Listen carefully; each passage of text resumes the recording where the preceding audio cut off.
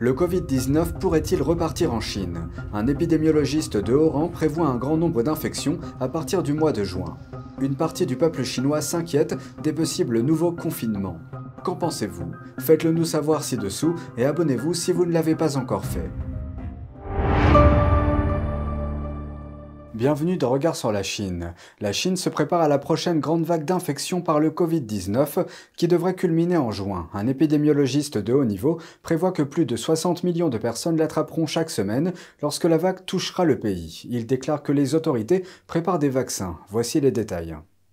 65 millions d'infections au Covid-19 par semaine en Chine. C'est ce que prévoit un expert chinois de haut rang pour le mois de juin. Zhong Nanshan est le principal scientifique de la Commission nationale chinoise de la santé. S'exprimant lundi lors d'un forum sur les biotechnologies en Chine, Zhong a déclaré que la prochaine vague d'infections était déjà en hausse. Il a déclaré que le nombre d'infections pourrait atteindre 40 millions par semaine d'ici la fin du mois de mai, ajoutant que cette nouvelle vague était due au nouveau variant XBB d'Omicron. Pour faire face à la situation, Zhong a indiqué que les autorités préparaient de nouveaux vaccins ciblant le variant XBB. 2 d'entre eux ont déjà reçu une première approbation et 3 autres devraient être autorisés prochainement. Il n'a toutefois pas donné de détails. Réagissant à cette nouvelle, une résidente vivant en Chine a déclaré à NTD que les gens craignent davantage les confinements brutaux que l'infection en elle-même. Les gens ont vraiment peur des confinements liés au Covid-19. Ils ont moins peur du reste. Les magasins ont fermé leurs portes en masse lors des précédents confinements. Pékin a mis en place des mesures de confinement sévères après que le virus du PCC, qui cause le Covid-19, a frappé le pays. Les confinements ont fait vaciller l'économie chinoise. Des usines ont arrêté leur production, des entreprises ont fermé leurs portes. Des habitants se sont vus interdire de quitter leur domicile. La situation a atteint son paroxysme lorsque, l'année dernière, un incendie a éclaté dans la région occidentale du Xinjiang, tuant 10 personnes. Les premiers intervenants n'ont pas pu atteindre l'incendie en raison des barrages destinés à maintenir les habitants à l'intérieur. Cette tragédie a suscité de la colère à travers la Chine. Des manifestations ont éclaté dans tout le pays pour protester contre les mesures de confinement prises par Pékin. Certains manifestants ont demandé au Parti communiste chinois de démissionner.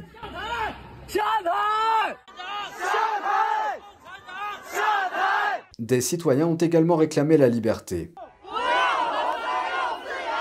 À la suite des manifestations, Pékin a levé les mesures de confinement et rouvert sa frontière.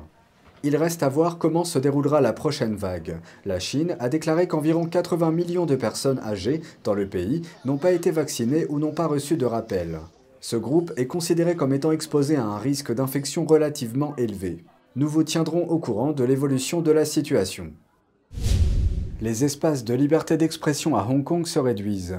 L'une des dernières voix de Hong Kong à critiquer Pékin dans les grands médias a été supprimée au début du mois. Avant cela, la rubrique de caricature politique existait depuis près de 40 ans. Voici la suite. Wang Kei-kwan, mieux connu sous le nom de Plume de Zunzi, a été supprimé des pages du journal Mingpao. Le journal n'a pas donné de raison officielle, mais il avait reçu 6 plaintes du gouvernement dans lesquelles ses dessins se moquant des décisions politiques étaient qualifiés de fallacieux, trompant le public ou calomnieux. Mingpao était le dernier journal à publier les caricatures de Zunzi depuis que la police a fait une descente et fermé le journal pro-démocratique Apple Daily en 2021 à la suite d'une loi de sécurité nationale appliquée dans le pays. Le dessinateur, âgé de 67 ans, a défendu son droit à l'expression. Outre les reportages, les bandes dessinées peuvent servir à enregistrer les émotions de la société, les idées de certaines personnes ou les pensées des masses. Elles peuvent amener une remise en question.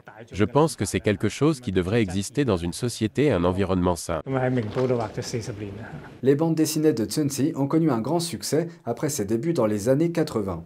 Elles ont évoqué les difficultés de la transition de Hong Kong d'une colonie britannique à un régime chinois. Il s'est également intéressé aux droits de l'homme en Chine et au grand mouvement démocratique de la ville en 2014 et 2019.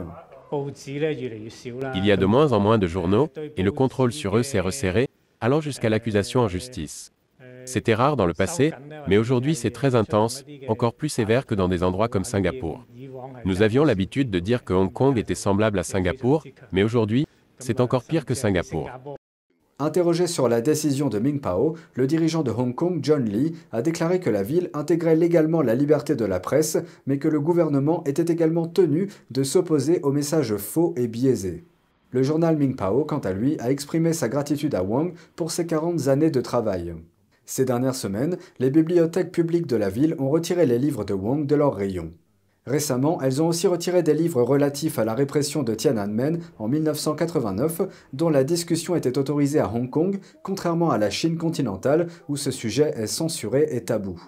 Cette décision intervient après qu'une commission soutenue par le gouvernement a déclaré en avril qu'elle avait examiné les bibliothèques publiques et retiré les livres manifestement contraires aux intérêts de la sécurité nationale.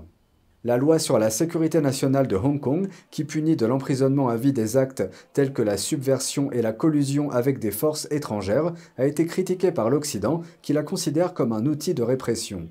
Les autorités chinoises affirment toutefois que la loi sur la sécurité a permis d'instaurer la stabilité après les grandes manifestations pro-démocratie qui ont eu lieu en 2019. Wang affirme qu'il ne quittera pas la ville et qu'il continuera à dessiner.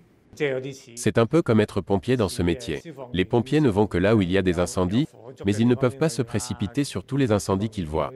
Les pompiers ne peuvent pas s'enfuir lorsqu'ils voient un incendie, nous devons donc rester sur place et enregistrer notre époque. Dans sa dernière bande dessinée du journal Mingpao, Wang a dessiné son personnage principal, un législateur nommé avec humour « quelqu'un qui que ce soit », et sa femme remarquant une averse de pluie qui s'intensifie, faisant un signe d'au revoir au lecteur, avant de s'éloigner en se blottissant sous un parapluie. Un humoriste malaisien est désormais un favori d'Internet après avoir choisi de se moquer publiquement du Parti communiste chinois. Son succès ne cesse de croître, même après l'interdiction par Pékin de ses comptes sur les réseaux sociaux. Voici la suite. China, good country, good country. Good country, good country. Woo. We have to say that now, correct? All their phone listening, all their phone listening. Our phone tap into it. Long live presidency, long live presidency. L'humoriste malaisien Nigel Ng, basé au Royaume-Uni, était surtout connu pour son personnage Uncle Roger. Ses commentaires amusants sur les chefs occidentaux qui s'essayent à la cuisine asiatique lui ont valu environ 7,7 millions d'abonnés sur YouTube. Il y a quelques jours, Nigel Ng a été suspendu de l'équivalent chinois de Twitter, le site de microblogging Weibo. Cette mesure a été prise après ses critiques des politiques dures de Pékin sur des questions allant de la surveillance aux revendications sur Taïwan. Mais le franc-parler de Ng est en train de marquer un changement radical. En 2021, il a supprimé une vidéo sur les dumplings co-animée avec le youtubeur populaire Mike Chen. Ce dernier a critiqué la persécution par Pékin des chrétiens, des musulmans ouïghours et des pratiquants de Falun Gong. Il a également tweeté en solidarité avec les manifestations pro-démocratie de Hong Kong. Ng s'est excusé après avoir retiré la vidéo, déclarant qu'elle avait eu un mauvais impact social et qu'il n'était pas au courant des, je cite, « remarques incorrectes faites dans le passé au sujet de la Chine par Chen ». Cette décision a suscité l'indignation de son public qu'il a accusé de courber le dos devant Pékin. Sous le régime autoritaire du PCC, si vous n'êtes pas un descendant d'un cadre du parti, vous ne tirerez aucun bénéfice à le flatter, mais vous risquez au contraire de perdre beaucoup de fans à l'étranger. L'anticommunisme est devenu la tendance de l'époque et du peuple.